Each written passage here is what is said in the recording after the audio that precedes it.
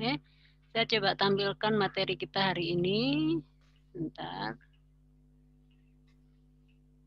Bu, yang tadi Bu bilang ya Bu ya? Iya. Yang soal chat ketimpa. Itu Iya. kan juga masuk kan ke kendala komunikasi Bu ya? Iya. Nah, makanya kelompok saya nih, itu ngatasinnya dengan cara kita bikin di Telegram Bu. Jadi kalau Telegram kan ada fitur folder Bu. Jadi ini folder untuk kerjaan, ini untuk tugas, ini gitu-gitu. Jadi itu cukup membantu dari kendala komunikasi di chat WhatsApp yang ketimpa-timpa itu. Ya, berarti kan sebenarnya saya juga kalau nggak salah ada Telegram ya, tapi nggak tahu masih aktif apa enggak. Artinya teman-teman mau mengundang saya di Telegram gitu ya? Atau Enggak, gimana? saya masih apa namanya, saran aja bisa kalau memang ibu WhatsApp-nya ketimpa banyak gitu maksudnya. Iya, saya tuh Sama pusing kan banget kan. saya juga kerjaan banyak di WhatsApp, jadi harus Iya. memilah-milah aja.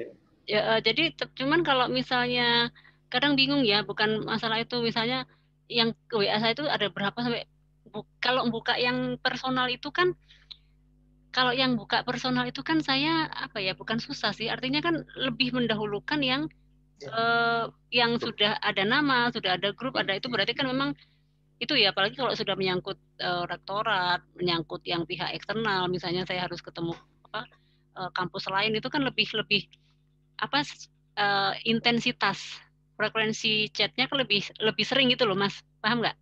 Ya kan? Nah iya emang itu salah satu kendala online ini juga memang kendalanya yaitu karena tidak bertatap muka, sulitnya kadang sinyal, kadang juga karena kadang kalau WA itu kadang WA-nya centrang satu itu juga berarti kan belum masuk dan sebagainya itu kan memang kendala ya. Cuman nggak apa-apa dimasukkan di Telegram saya juga nggak masalah. Cuman apa namanya kalau misalnya itu tadi makanya saya kalau selain kerjaan formal saya menyampaikan WA saya sampai jam 4 jam 12 malam pun saya layani, maksudnya saya masih on. Ya mungkin teman-teman kemarin waktu saya minta nomor telepon nomor itu kan jam 1 pun saya masih on ya karena memang banyak pekerjaan yang memang harus diselesaikan di tengah malam juga gitu. Gak apa-apa sih kalau sabar-sabar banget harus saya jawab, nggak apa-apa. Cuman fungsinya kita punya grup ini kan supaya setiap misunderstanding atau kesalahan komunikasi atau kendala di komunikasi itu bisa lebih mudah ya, kalau di grup itu lebih mudah daripada yang personal. Karena jujur HP saya untuk menyimpan kontak baru itu kan udah penuh ya, sudah harus kadang sampai nggak kuat harus di-upgrade dulu, harus dihapus-hapus yang sudah pilah-pilah gitu, mau apa namanya memilah-milah apa namanya gambar ya, memilah-milah gambar itu gitu ya, nggak apa-apa gitu, kalau ada solusi yang sama-sama enak ya nggak apa-apa. Oke, sebentar ya. Oke, lanjut kita masuk ke pembahasan yang pertemuan ketiga. Ini kok nggak bisa ya. Nah, sudah terlihat kah? Sudah Bu, aman ya? Bu. Oke, aman ya. Saya nggak lama-lama kok.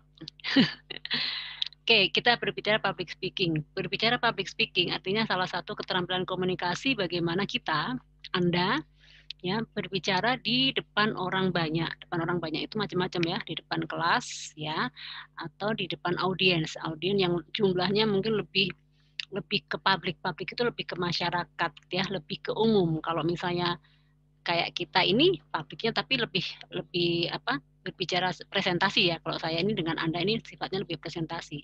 Kalau berbicara di depan publik itu berarti ada teknik-teknik khusus. Kalau kita berbicara dengan masyarakat misalnya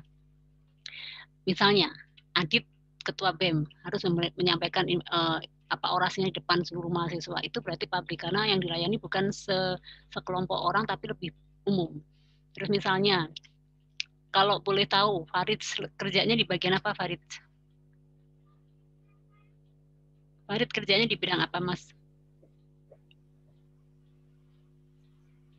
Ya, Farid kan, Farid Chandra, kerjanya di bagian apa? Ya. Ya. Programmer, Bu. Programmer. Oh, kalau programmer nggak banyak ketemu orang ya. Ada nggak yang di sini bagian marketing yang lebih banyak ketemu orang? Di properti atau yang bagian-bagian humas gitu, ada nggak di teman-teman? Dion Bu, Dion. Dion mana Dion? Dionardo Sinaga. Ya Iya, Bu, halo. iya. Mas, kamu kerjanya di bagian itu ya, humas atau lebih ke marketing? Benar? Lebih ke marketing sih Bu. Nah, berarti ini kasus ya yang dialami mungkin teman-teman nanti kalau yang pekerjaannya berhubungan dengan pabrik, misalnya mengadakan pelatihan, mengadakan seminar, itu contoh kalau kita bekerja berbicara di depan pabrik. Nah, khususnya pengalaman Dion, Leon siapa namanya? Leonardo Bu. Dionardo. Nah, Dionardo kan dia marketing.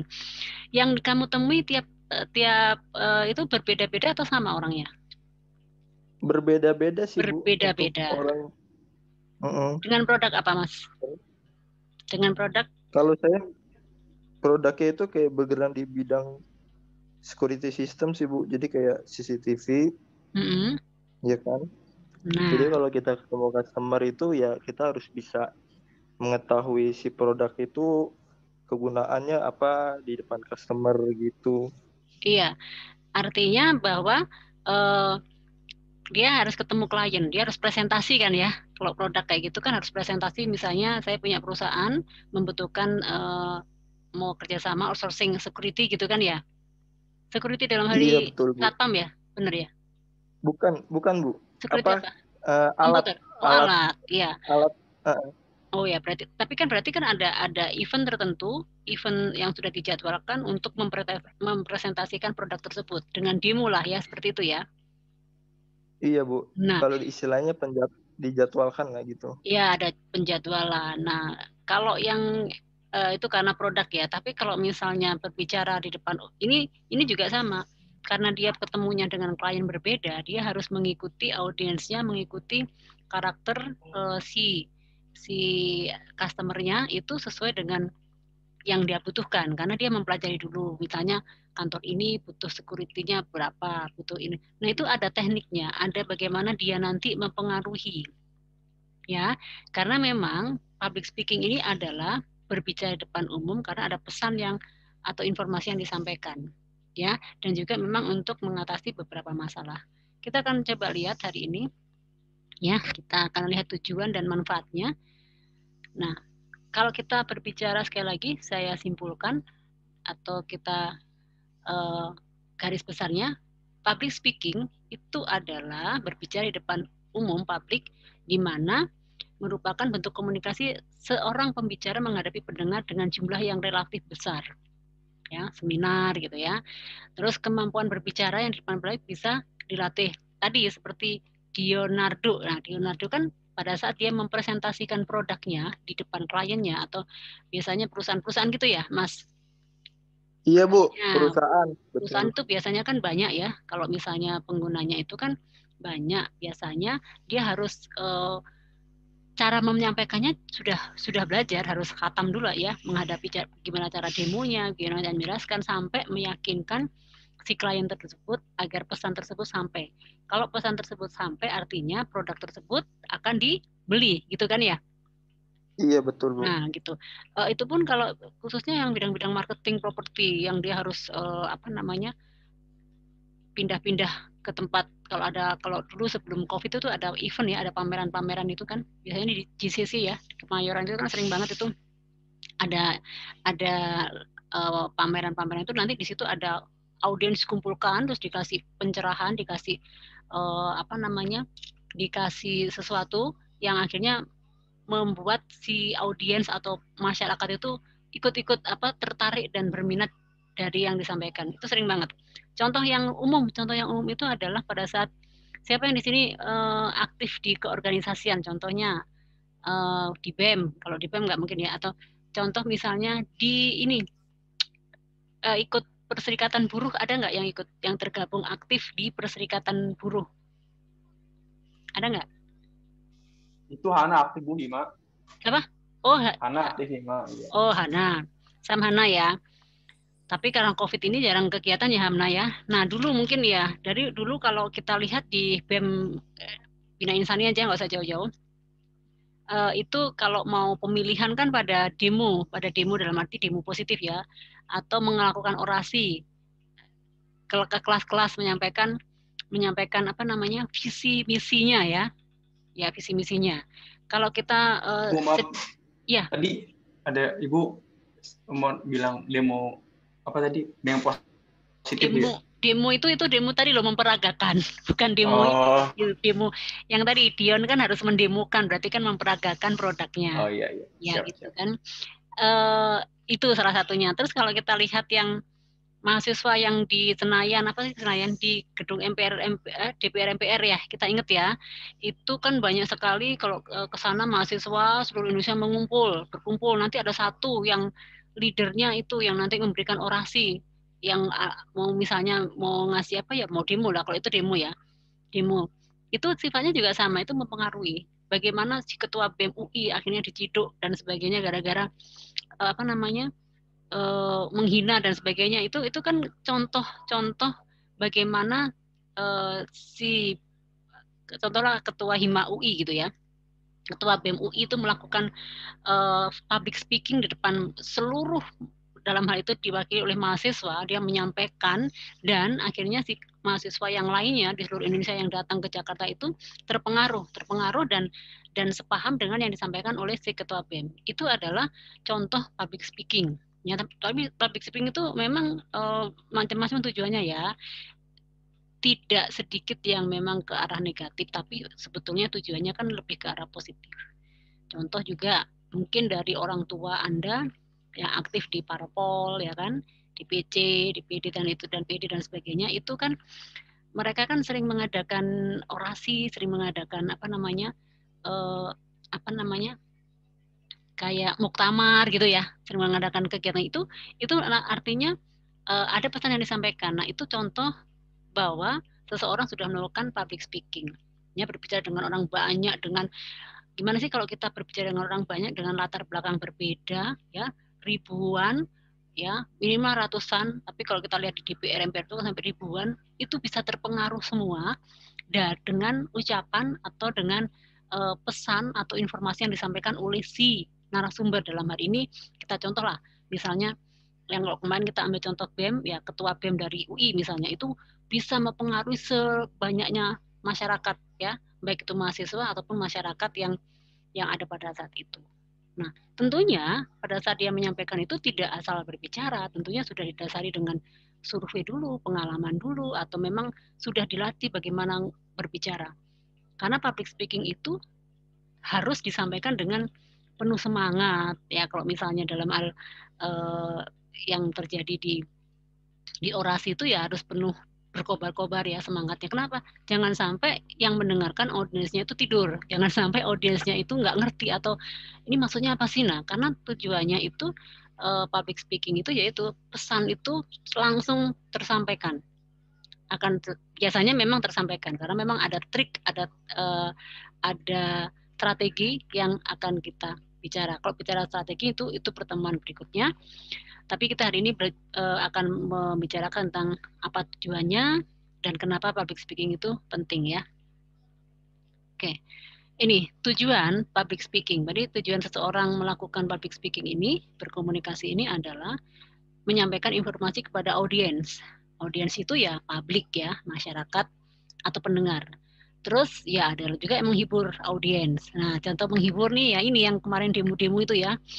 Atau misalnya demo ini parpol ya, yang ingat ya, calon-calon menteri, calon-calon presiden, itu yang menghibur audiens ya, supaya apa? Mereka supaya ini menjadi pengikutnya, menjadi followernya, ya kan? Kalau kita lihat mengikuti setiap pesta demokrasi itu akan ada janji-janji dari parpol, janji-janji calon kandidat presiden, gubernur, apa saja itu disampaikan. Ya awalnya menghibur dulu, mengangkat atau menyenangkan hati audiens supaya pada akhirnya mengikut. Pesannya yang pertamanya adalah pilihlah saya gitu kan, pilihlah saya sebagai gubernur, pilihlah saya sebagai presiden, cawapres dan sebagainya. Ya, terus ya itu tadi selain menghibur ya mempengaruhi. Ya dalam tanda kutip brainwash ya, mencuci otak boleh jadi iya. Karena memang tujuannya public speaking itu mempengaruhi, kebanyakan pesannya sampai dengan cara meyakinkan kepada audiens. Nah, terus menciptakan dinamika yang menarik ya, ini contohnya kalau misalnya ada dialog-dialog, misalnya presiden ngundang mahasiswa ngajak dialog, itu juga berbicara di depan publik ya, supaya tercipta dinamika komunikasi yang baik supaya tidak ada kesalahpahaman, supaya tidak ada kesalahpengertian. Makanya dalam penyampaiannya harus hati-hati. Makanya berbicara di depan umum itu sangat dibutuhkan kehati-hatian ya. Pernah ingat kasus Ahok ya, kasus Ahok, terus hanya berbicara, ada yang motong, akhirnya ini. Tapi juga ada lagi kasus-kasus yang lain, masalah apa itu, Agnes Monica gitu kan ya. Agnes Monica hanya ngomong apa, disalahartikan dan sebagainya. Nah itu yang harus hati-hati dalam melakukan public speaking. Apalagi kalau yang berbicara itu orang berpengaruh. Public speaking itu memang dilakukan kebanyakan pada mereka yang sudah punya artinya yang memang kalau misalnya tadi Dion ya, misalnya Dion tadi memang dia sebagai marketing, dia sebagai PIC-nya atau leadernya, dialah yang bertanggung jawab. Ya, dia yang bertanggung jawab, memang harus mereka yang memiliki kapasitas, kemampuan berbicara bagus atau teknik menyampaikan sesuatu itu sudah tersistematis, sudah terstruktur sehingga orang nggak bingung mendengarkannya. Nah itu. Terus manfaatnya apa? Yang jelas manfaatnya itu tadi kalau disampaikan dengan gamblang, kita ambil contoh kasusnya Dion, pada saat dia menjelaskan tentang kegunaan atau manfaat dari security, alat itu dijelaskan, sehingga si klien, si audiens itu dari yang tidak ngerti tadi paham, oh ini ya maksudnya, oh ini fungsinya ya, oh ini manfaatnya security dan sebagainya. Otomatis kalau itu terjadi, maka orang yang tadinya tidak tahu menjadi tahu. Terus yang berikutnya orang yang tidak paham jadi paham. Dan yang terakhir ya memang si audiens ini akan membeli produk Dion kalau kita berbicara dengan Dion. Nah, kalau yang kita berbicara demo atau misalnya juga yang di bidang properti atau di bidang layanan publik gitu ya, ini juga untuk tujuannya untuk memperbaiki tekanan, karena kan misalnya contoh demo ya, kita masih hangat sekali tentang PPKM. Itu kemarin kan sempat ada isu demo PPKM akan diperpanjang sampai 6 minggu berikutnya. Ternyata kan sampai ini ya. Itu kan ada tekanan di publik, ada tekanan ya kan, tetapi disampaikan sama nggak tahu teman-teman ngikuti apa enggak, Presiden Jokowi menyampaikan bahwa PPKM diperpanjang sampai tanggal 25. Dilihat setelah itu akan dilihat misalnya ada penurunan, akan dilakukan pembukaan bertahap. Nah, itu sebenarnya apa? Memperbaiki tekanan. Artinya masyarakat yang di bawah kan sudah teriak. Masyarakat di bawah teriak. Kalau diperpanjang ya memang ini yang berdampak ya sektor-sektor industri ya. Banyak perusahaan-perusahaan yang sudah mulai lagi, yang kemarin sudah bangkit agak tenggelam lagi.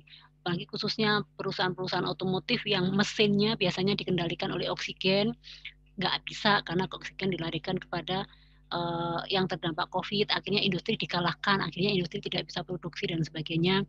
Nah itu kan sebagian dari yang dirasakan oleh rakyat kecil atau yang di bawah. Nah bagaimana cara mengatasi tekanan tersebut atau permasalahan yang dilema yang dihadapi masyarakat itu harus ada seseorang yang menyampaikan, menenangkan tadi ya, menenangkan atau menghibur, bukan menghibur dalam arti sementara, tapi menenangkan atau minimal dicarikan solusinya.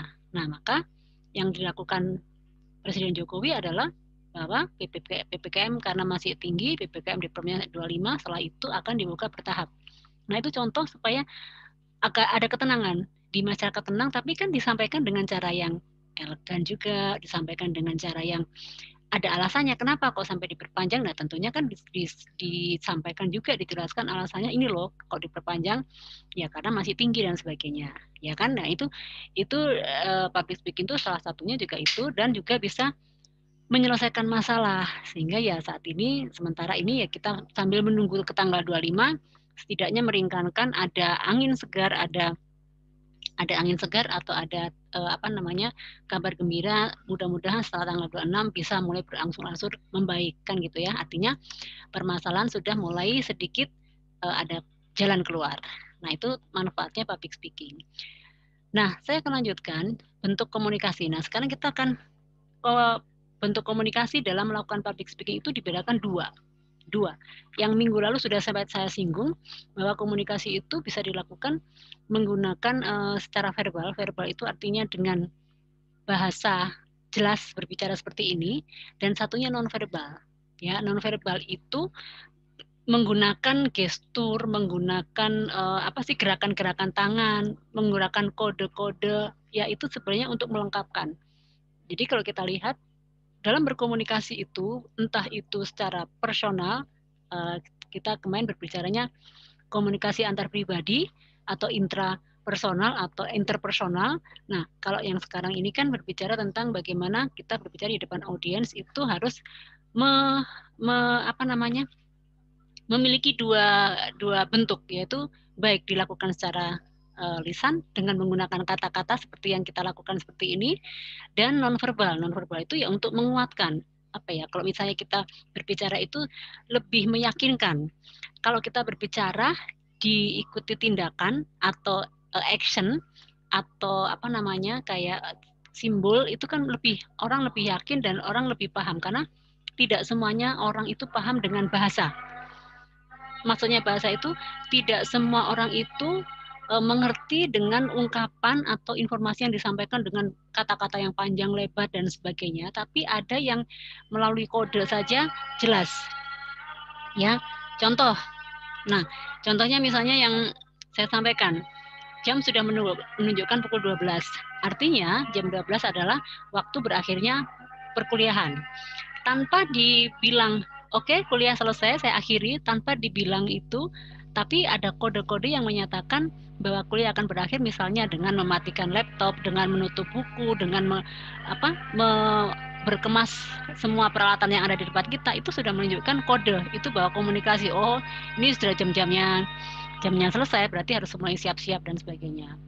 Atau misalnya kita menceritakan, oh di langit ada bulan, tapi di langit ada bulan, ya ngomong kayak gitu orang nggak paham, tapi sambil menunjuk ke atas, di langit ada bulan, sampai tangan kita mengarahkan ke atas, itu untuk lebih menguatkan, oh langit itu di atas, bulan itu di atas. Nah itu contoh-contoh bentuk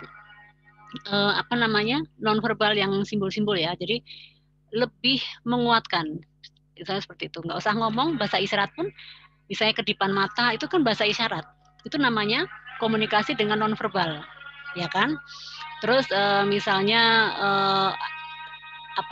kalau sakit itu, kepalanya sakit terus dipegangin kepalanya, nah kayak saya gini, aduh pusing sambil pegang kepala, ini kan lebih meyakinkan, oh iya sakit beneran gitu ya. Terus atau misalnya sakit perut sambil memegang perut, aduh sakit perut. Nah dengan bereaksi, berbicara dan sambil memegang atau melakukan tindakan, itulah yang disebut bentuk komunikasi secara nonverbal. Dan itu silahkan diamati, misalnya Dion itu saya ambil contoh Dion karena mungkin Dion karena di bidang marketing banyak berbicara, banyak ketemu klien, artinya hal-hal ini tentu sudah menjadi sesuatu yang biasa dilakukan oleh Dion, ya kan? Benar nggak Dion? Ya Bu, betul. Nah, kalau kamu mendemokan atau menjelaskan kan tangannya ikut bergerak gitu ya, kadang melakukan sesuatu yang supaya orang juga mengikut gitu ya. Iya Bu, gestur, terus dari cara bicara pakaiannya harus rapi gitu. Betul ya kan. Terus nggak usah lah panjang lebar, tapi langsung to the point, itu juga bentuk-bentuk komunikasi verbal, dan gerakan-gerakan kita itu ya disebut nonverbal. Secara nggak sengaja, ya kan? Oke, lanjut. Nah, sebetulnya secara umum prinsip komunikasi verbal itu lebih ke lisan bahasa ya. Ini bersifat satu paket dengan nonverbal karena memang saling mendukung. Kita nggak bisa ngomongnya diem begini ya sambil tangannya disilangkan di depan, itu kaku banget ya. Coba lihatlah kalau misalnya kita melihat parpol, orang-orang partai politik ya, orang-orang yang duduk di parpol itu kalau berbicara kan sambil semangatnya, tangannya ikut bergerak sana sini dan sebagainya kan. Nah itu memang satu paket sebetulnya. Kalau itu menjadi menjadi prinsip komunikasi untuk publik atau public speaking, ya kan? Tapi kalau misalnya antar pribadi, perseorangan, empat mata sih nggak terlalu kayak gitu. Itu masih yang secara orang berdua, secara interpersonal saja masih kadang menggunakan, ya kan? Kalau misalnya lawan bicara kita sedih, kita juga ikut sedih, itu kan juga sudah komunikasi, ya kan? Kalau lawan bicara kita senang, kita juga ikut senang. Nah itu juga bentuk nonverbal secara komunikasi walaupun interpersonal. Apalagi kalau personal yang dihadapi orang banyak, berarti kita ngikutin. Mungkin buat teman-teman yang sudah sering ikut seminar-seminar, kalau kita seminar misalnya kita seminar di hotel, itu pasti narasumbernya itu semangat 45, jalan ke sana sini gitu kan, mondar-mandir dan sebagainya. Itu adalah bentuk komunikasi supaya terjadi hubungan, ya, memperbaiki hubungan antara narasumber dan audien. Supaya apa? Tidak ada bukan kesenjangan ya, tidak ada gap. Karena komunikasi itu, ya apalagi publik itu kan bagaimana membangun hubungan itu harmonis ya. Tadi kan membangun hubungan dinamika yang menarik. Sekali lagi konteksnya karena kita berbicara di depan publik, ya bagaimana kita membangun hubungan itu. Sakit hati nggak kalau kita berbicara dengan orang banyak terus kita nggak dianggap? Coba menurut Anda, kita sudah bersemangat 45 terus nggak dianggap, dicuekin gitu, bagaimana perasaan kita? Ayo, siapa yang bisa jawab?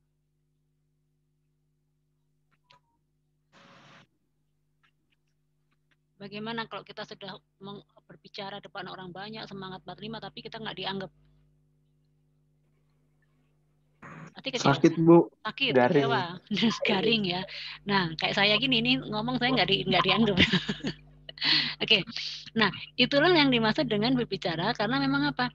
Karena memang harus hubungan dulu dibangun, ya kan?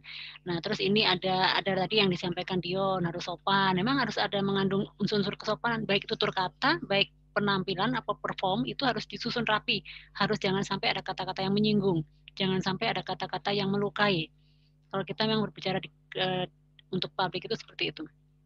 Ya, ini adalah prinsipnya, bersifat denotatif konotatif, bersifat abstrak ya, karena kita menggunakan gerakan atau simbol itu berarti abstrak kadang ya, berisi kebenaran dan juga bisa bersifat mengkonfirmasi atau dikonfirmasi.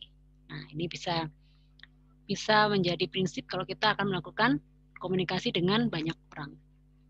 Nah, bagaimana meningkatkan komunikasi verbal? Nah, ini karena verbal itu sifatnya lebih baku karena menggunakan kalimat, menggunakan kata, menggunakan efisiensi kata-kata, jangan sampai terlalu bertele-tele. Nah, bagaimana cara supaya kita bisa memiliki kemampuan berbicara di depan publik, tapi secara verbal, ya kan? Yang pertama ya itu, kalau berbicara itu jangan terlalu cepat, kayak kereta gitu ya. Berbicara yang cepat sekali, tapi harus diberi penjelasan yang ringkas ya, singkat, ringkas ya kan. Terus kita harus memahami bahwa audiens kita atau klien kita itu bukan orang yang serba tahu ya. Jadi kita harus benar-benar gimana caranya apa yang kita sampaikan dengan orang yang menerima pesan atau reviewer atau audiens itu sama-sama paham ya. Tadi misalnya kita harus mengenal, misalnya kalau audiens kita nggak ngerti bahasa Inggris, jangan gunakan bahasa Inggris, susah nanti. Itu yang nanti ujungnya kita akan ditinggalkan, kita akan dicuekin, ya kan? Walaupun kita orang Medan, tapi karena sifatnya untuk umum, jangan gunakan bahasa Medan. Kasihan orang yang bukan Medan. Maaf, misalnya gitu ya. Jadi kalau berkomunikasi itu supaya kita mudah diterima, yaitu tadi menggunakan bahasa yang mudah dipahami oleh klien, bahasa yang mudah dipahami oleh audiens. Ya, sama-sama belajar. Jangan karena mentang-mentang kita urusan luar negeri, ketemu orang kita ngomongnya bahasa Inggris, orang juga akan lama-lama emang siapa lu gitu kan. Jadi bukan karena, jadi kita harus paham ya. Terus yang kedua, nah ini tadi, karena setiap individu itu unik, jadi tidak boleh kita mengkategorisasikan, tidak boleh mengelompokkan ya, tidak boleh menyamakan dengan kita. Sebaiknya seorang pemberi pesan atau seorang yang akan berbicara di depan orang banyak harus lebih dulu memahami karakter orang itu, ya kan? Ini yang kedua, hindari polarisasi, yaitu ekstrim, artinya hal-hal yang menyinggung, hal-hal yang menyakitkan atau hal-hal yang mungkin terlalu ekstrim yang tidak patut disampaikan, jangan disampaikan. Ya, karena individu adalah unik, setiap pemikiran, setiap apa yang Anda sampaikan itu akan dipersepsikan berbeda-beda oleh setiap audiens, ya. Dan kita harus tahu, harus juga mengakui adanya sebuah perubahan. Nah, itu caranya bagaimana kita nanti bisa berkomunikasi dengan baik itu dulu. Nah, selanjutnya prinsip, nah kalau tadi verbal, sekarang yang non-verbal. Non-verbal ini lebih ke gestur ya, lebih ke simbol, ke gestur, atau tanda-tanda atau kode-kode. Ini bagaimana caranya? Nah, tadi dibilang bahwa memang verbal dan non-verbal satu paket. Ya, selalu akan ada komunikasi yang diimbangi dengan nonverbal atau sebaliknya. Kadang kita nggak ngomong dengan tatapan mata saja itu sudah berbicara, ya. Tapi itu satu paket, ya. Terus kalau nonverbal itu tujuannya tadi untuk membangun hubungan, ya, turut membangun percakapan. Turut membangun percakapan itu maksudnya menguatkan. Turut membangun percakapan itu artinya lebih menguatkan, lebih meyakinkan, lebih menghidupkan pesan yang kita sampaikan. Ya kan? Terus bisa memengaruhi dan bisa mengelabuhi. Nah, ini kalau yang nomor 4 ini biasanya jagonya Dion ya, di bagian marketing ya, Dion, benar nggak Dion? Bisa mempengaruhi dan bisa mengelabui. Tapi bukan bohong ya, mengelabui itu artinya berarti berhasil. Karena marketing itu adalah bagaimana mempengaruhi orang lain untuk percaya dengan pesan yang kita sampaikan. Bukan dibohongi loh ya. Bukan dibohongi, tetapi misalnya gini, ini alat ini mahal, ya, security ini mahal, tapi kita menjelaskan mahal, kita lihat fungsinya ini. Akhirnya kalau dihitung-hitung tidak ada ruginya. Nah, dari situ pada saat konsumen atau klien atau audiens atau customer itu, oh iya ya, nah itu berarti sudah terpengaruh. Tapi sekali lagi kalau marketing lebih ke positif ya, lebih ke positif karena memang tujuannya seperti itu, bagaimana mempengaruhi orang untuk bisa mengikut apa yang kita lakukan atau yang kita inginkan gitu. Terus yang kedua nonverbal, karena nonverbal itu gestur itu menjadi alat untuk mengekspresikan emosi. Contoh, kalau kita sekarang gini ya, kalau kita datang ke teman, saudara, orang yang berduka, ya pasti ekspresi kita nggak mungkin di situ terus kita nyanyi rock, nyanyi pop, dan di situ nggak. Pasti kita aura kita atau diri kita itu gestur kita akan menunjukkan raut muka sedih, ya kan?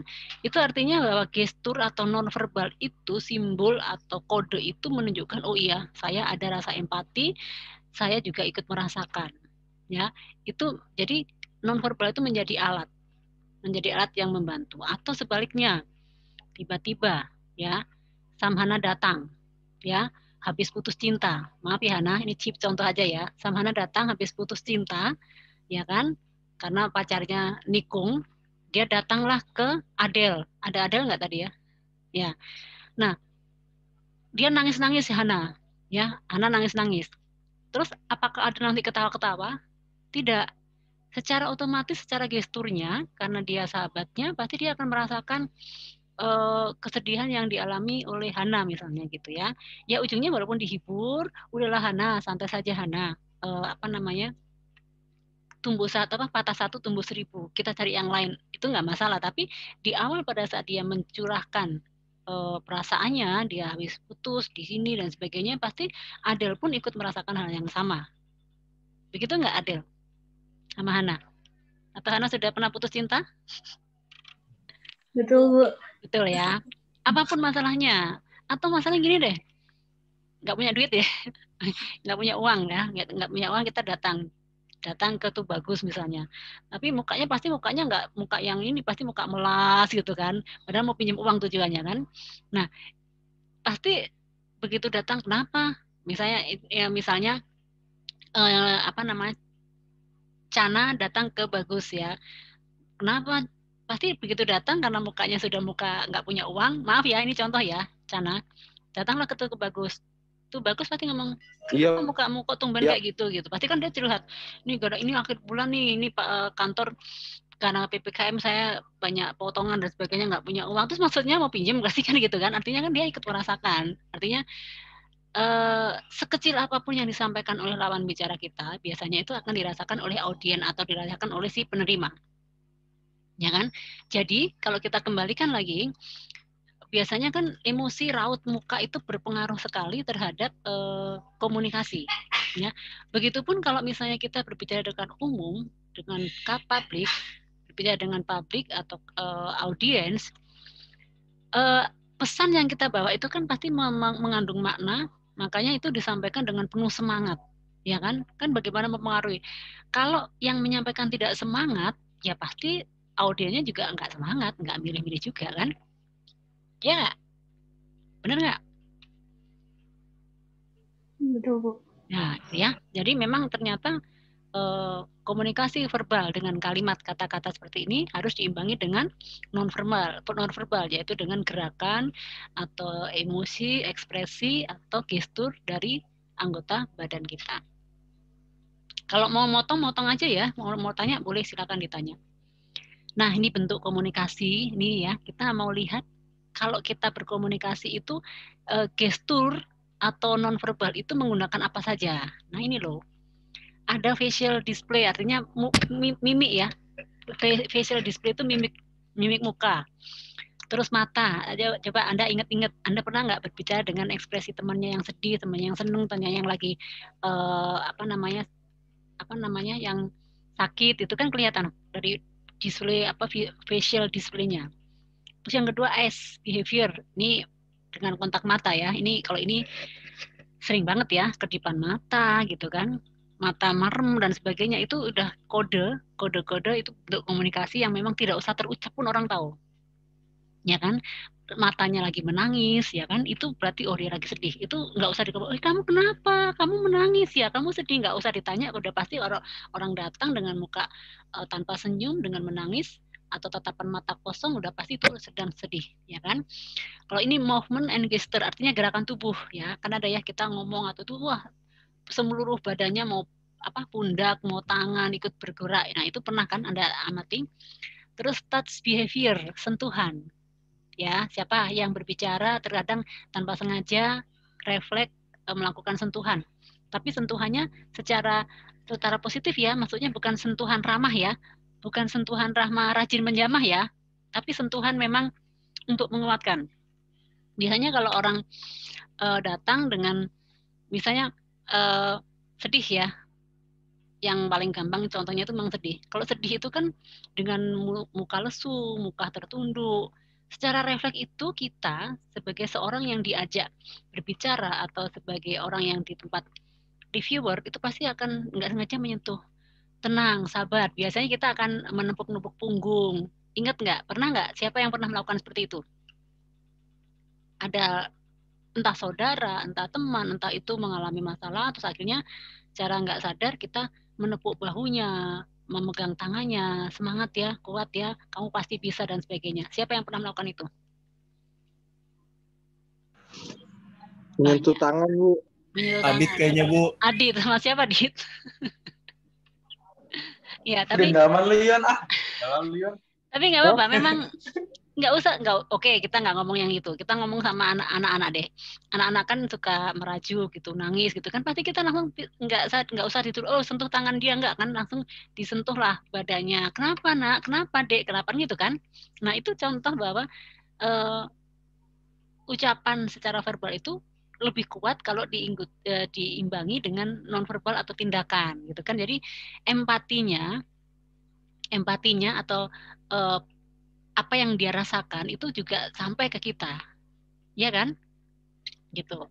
Terus vokal behavior, nah ini vokal. Nah vokal ini bahasa komunikasi itu kan memang dibutuhkan volume suara, bahasa yang tidak tidak gagap, terus bahasa yang teratur, suara yang lantang, apalagi yang sifatnya ini untuk publik. Kalau publik itu harus bahasanya yang lantang, bisa didengar oleh semua orang, atau kalau luasnya misalnya di lapangan itu, kebayangkan di stadion kita berbicara dengan banyak orang, itu harus bisa terdengar sampai ujung. Nah itu adalah bentuk nonverbal yang harus dimiliki oleh seorang, itu salah satunya adalah vokal. Smell, penciuman, ya kan? Use of space itu artinya, pernah nggak dari teman-teman yang pernah ikut pelatihan di suatu tempat, di ruangan yang besar atau di hotel? Siapa? Coba. Seminar-seminar gitu. Hampir semua kayaknya udah pernah ini, Bu. Oke. Ya, hampir semua. Kalau yang sudah kalian pasti pernah. Pernah mengingat nggak? Ingat nggak narasumber atau pembicaranya itu mondar-mandir. Ya, dia kelilingin semua, datangin tuh, semua audiens kan biasanya kan ada meja gitu kan. Terus itu si pembicaranya itu nggak berdiri di depan saja.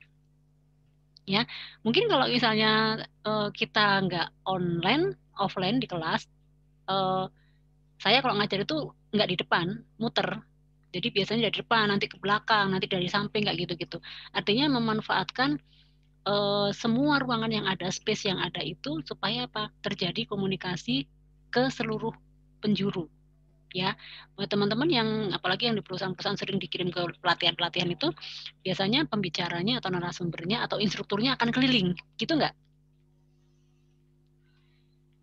Dion lagi, saya panggil Dion lagi. Iya, Bu. Dion kan sering banget ikut pelatihan nggak, Dion? Sebelum online. Iya, Bu.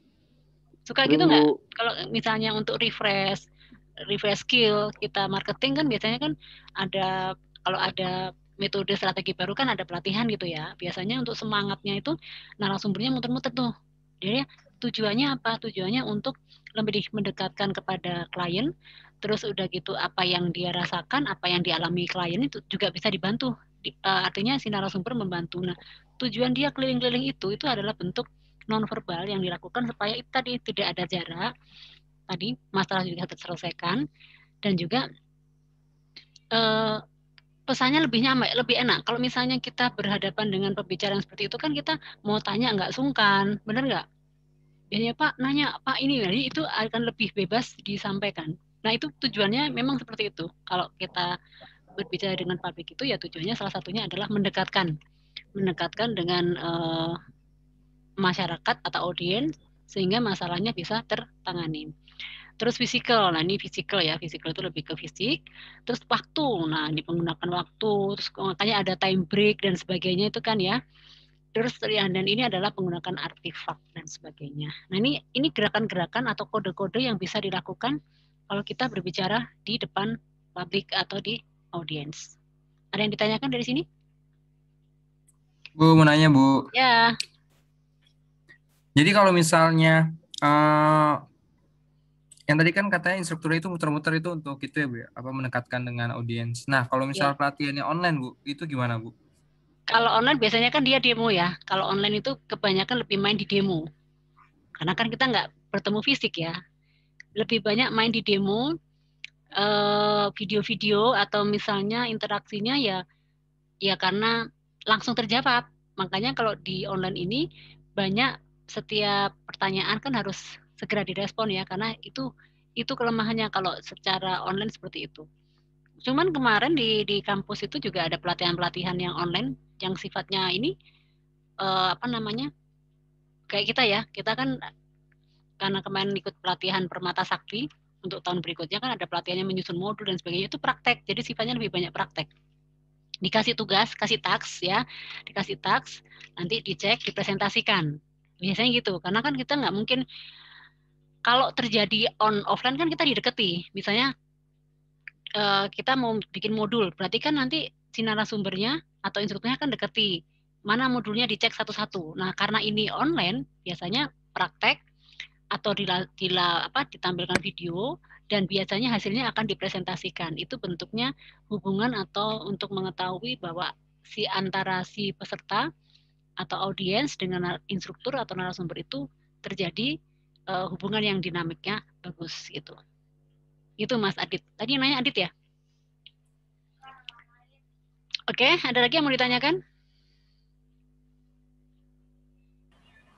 Cukup kayaknya Bu, lanjut aja Bu. Lanjut ya, oke. Ya biar nggak lama-lama ya. Oke ini, kompetensi komunikasi nonverbal. Kompetensi itu adalah keahlian, ya, keterampilan yang harus dimiliki bagaimana kita menggunakan komunikasi nonverbal secara maksimal.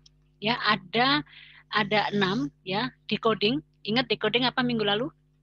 Decoding dan encoding. Ingat nggak? Nggak dibaca lagi kan? Ya. Ini adalah proses komunikasi di mana ada proses decoding dan encoding. Decoding itu dilakukan oleh pengirim pesan, ya, kode-kode yang akan disampaikan supaya mudah diterima oleh penerima. Kalau encoding itu adalah pesan atau kode yang disampaikan itu akhirnya dicerna, diterima sebagai sebuah pesan oleh receiver. Ayo dibaca lagi besok di itunya ya, slide-nya ya. Apa yang dilakukan? Bagi seorang receiver,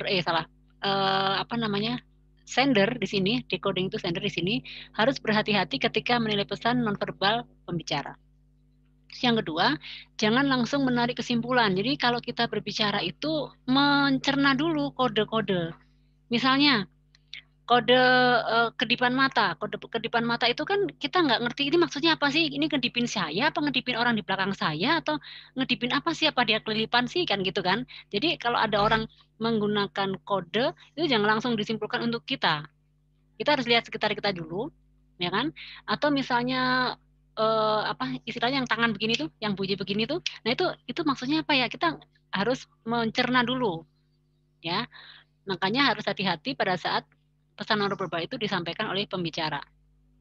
Oke, yang kedua jangan langsung menarik kesimpulan dari komunikasi nonverbal pembicara. Ketiga, penilaian akurat diperoleh dari banyak saluran. Ya tadi, artinya kita harus melihat sekitar kita.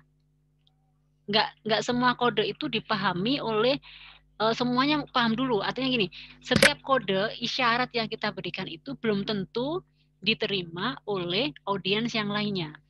Ya, itu kita perlu lihat gimana sih register kita itu merespon kode tersebut. Nah, kalau misalnya lebih dominan sama, artinya memaknai sebuah kode itu sama, berarti itu bisa diterima. Ya, karena kode itu nggak selamanya benar yang tadi saya bilang. Orang apa sih namanya kalau ini memanggil orang tuh kan suka begini ya. Kita merasa kepedean kita yang dipanggil, padahal ternyata memanggil orang yang belakang kita. Nah, itu yang bisa terjadi. Kode itu tidak semuanya tertuju pada kita. Ya, tidak tertuju pada satu orang. Ya, misalnya kalau kita di bandara, kita dijemput sama orang yang tidak dikenal. Nah, terus ada orang yang dada-dada seolah-olah ke kita padahal itu dada-dadanya ke orang lain. Nah, itu kan kode yang memang sebetulnya bukan untuk kita. Makanya itu di sini perlu hati-hati, jangan langsung menarik kesimpulan, bisa saja kita yang salah. Atau kalau istilahnya kita terlalu pede gitu ya. Terus juga dilihat dari sisi budaya juga, ya kan? Pertimbangkan faktor-faktor lain, ya karena kan kode isyarat itu kan bermacam-macam, ya kan? Oke, ini adalah dari sisi untuk decoding. Nah, kalau encoding itu, nah supaya pesan itu atau nonverbalnya itu bisa diterima, ya tentunya kita memilih bentuk nonverbal yang mudah dipahami sama orang lain.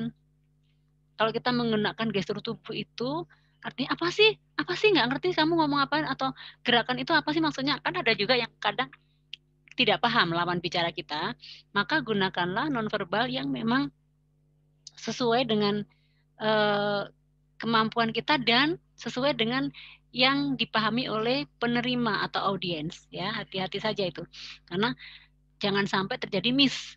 Maaf ya, kalau misalnya kita berbicara dengan orang yang berkebutuhan khusus atau disabilitas itu kan memang membingungkan. Ngomong apa sih? Kasarannya kita berbicara dengan orang bisu atau tuli itu kan membingungkan.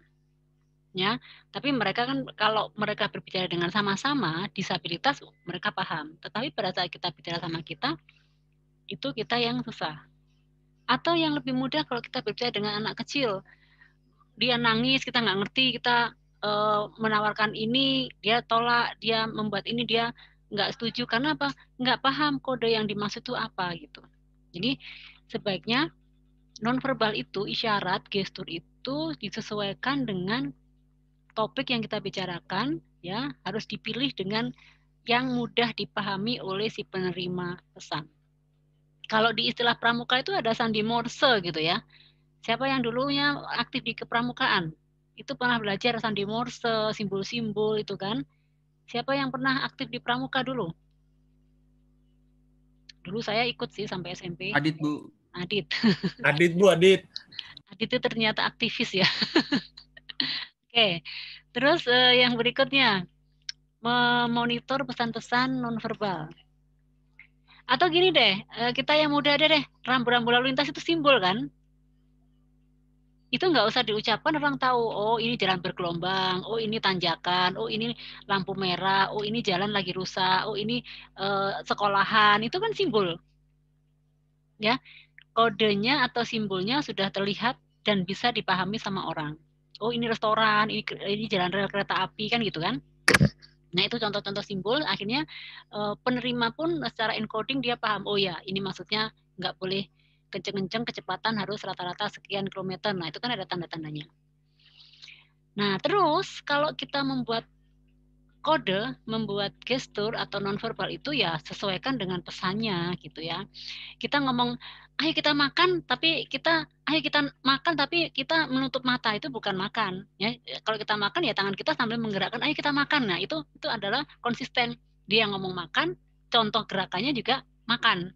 Kan gitu. Ya kan? Ayo kita tidur tapi kita sambil olahraga gini nggak pas. Kalau kita tidur berarti kan kita begini kan, biasanya begini. Nah, itu contohnya tidur dan gerakannya pun sama. Itu adalah contoh simbol nonverbal. Ya. Terus disesuaikan dengan situasi. Terus pertahankan kontak mata. Oh ya, ini saya perlu sampaikan berkali-kali atau kepada teman-teman, komunikasi itu peran utamanya adalah mata. Hati-hati ya. Ini karena kita online ya, kita nggak bisa bertatap mata. Tapi komunikasi yang baik, Dion ini yang sudah pakarnya, karena marketing itu harus bagaimana mata itu, kontak mata itu menjadi simbol dalam komunikasi yang kuat. Nggak ada orang sukses berbicara dengan menundukkan kepala atau menundukkan mata. Yang ada bagaimana kita menatap atau kontak mata dengan lawan bicara kita. Benar nggak, Dion? Lagi-lagi Dion. Iya betul, Bu. Ya, Dit. Iya nggak, Dit? Iya. Kalau kita berbicara menunduk atau menatap matanya? Kalau cewek ya? Gantung, Bu. Kalau sama orang tua nunduk, Bu. Oh, iya maksudnya, tapi biasanya tetap mata orang tua. Enggak juga sih. Orang tua juga kalau misalnya dia nunduk, marah orang tua. Oh iya, oke. Iya kan? Ditatap, Gak usah Bu. nunduk, Apalagi lihat mata begitu. saya. Pasti gitu kan? Apalagi kalau nunduk itu berarti ada yang salah, Dit. Bener nggak, Dit? Oh iya. Iya. Beda budaya sih, Bu. Betul. Iya, kecuali kalau misalnya di Arab gitu ya, cewek sama cowok kan memang nggak boleh menatap, itu benar ya. Tapi dalam kerjaan, kalau saya bicara sama anak saya terus dia nggak natap mata, nunduk, saya marah. Kenapa nunduk? Coba ini lihat Bunda, saya kan selalu gitu kan. Lihat Bunda, kenapa? Berarti ada kesalahan kalau sampai nunduk itu. Benar nggak sih, teman-teman? Betul, Bu. Enggak ya. Oke, jadi gitu. Jadi apalagi kalau bisnis ya. Bisnis itu yang dipegang adalah kontak mata. Bukan kontak HP ya. Kontak mata itu artinya isyarat bahwa kita itu berkomunikasi itu saling menanamkan kepercayaan. Karena kalau kita nggak menatap mata, berarti kita tidak memberikan kepercayaan kepada orang yang diajak bicara. Kalau Dion, mungkin kalau teman-teman yang lainnya punya pengalaman berkomunikasi dengan ini, sampaikan saja Mas, kita sharing-sharing saja. Dion, kamu kan bagian marketing ya. Kalau berbicara nunduk-nunduk gitu nggak? Enggak, Bu. Kalau kita berbicara tuh harus halus, terus tatap mukanya. Iya kan? Karena tatap mata tuh menunjukkan kita serius, kita perhatian. Perhatian dalam tanda bisnis ya. Kalau perhatian yang lainnya saya nggak tahu. Artinya kan gitu kan? Iya nggak? Iya kan, karena kalau kita nggak dilihat, nggak dianggap ya konsumennya lari, gitu loh. Sepertinya kan dia calon klien kita, customer kita, jadi harus kita hargai dengan salah satunya kontak mata. Nanti ada teknis kok, coba Anda teman-teman browsing, berbicara itu adalah yang pertama adalah kontak mata. Kontak mata, kontak batin ya, kontak batin itu lebih ke nonverbal. Terus gerakan-gerakan lain, terus hindari bau-bau yang kuat, bau-bau yang kuat ini smell tadi ya. Terus jangan ramah menyentuh yang tadi saya bilang. Touch ya, touch behavior itu dalam tanda kutip bukan artinya rajin menjamah. Ini jangan ramah menyentuh, itu beda. Touch itu yang gerakan refleks tapi untuk menguatkan tindakan tadi. Paham ya teman-teman ya maksudnya ya? Touch behavior itu ini maksudnya jangan ramah menyentuh. Kalau saya mengistilahkannya rajin menjamah, itu hubungan itu sama itu. Tapi kalau yang dalam komunikasi bukan itu yang maksudnya touch behavior itu. Bisa dipahami? Atau misalnya gini, kita sebagai guru TK, kita sebagai guru anak-anak. Nah, anak-anak itu kan memang harus disentuh, harus dituntun dan sebagainya. Seperti itulah refleks kita memperlakukan audiens kita. Oke, gitu. Paham? Bisa dimengerti? Paham, Bu. Oke ya. Paham, Bu. Bisa dilanjut? Bisa, Bu. Nah, jadi kesimpulannya keterampilan ini tadi ya, keterampilan dalam menggunakan bahasa nonverbal itu ya tujuannya adalah meningkatkan kompetensi supaya kita berbicara secara verbalnya juga lebih kuat. Gitu ya. Selanjutnya tinggal dikit kok. Nah, oke. Artinya materinya kita juga selesai udah hari ini. Ya, materinya sudah selesai. Ini seperti biasa. Sisa waktu yang ada kita gunakan untuk diskusi. Silakan diskusi ke WA atau Japri sesuai kelompoknya. Kita kembali ke e-kampus. Ini saya karena diskusi saya kasih waktu sampai hari ini hari apa? Berarti hari Sabtu ya.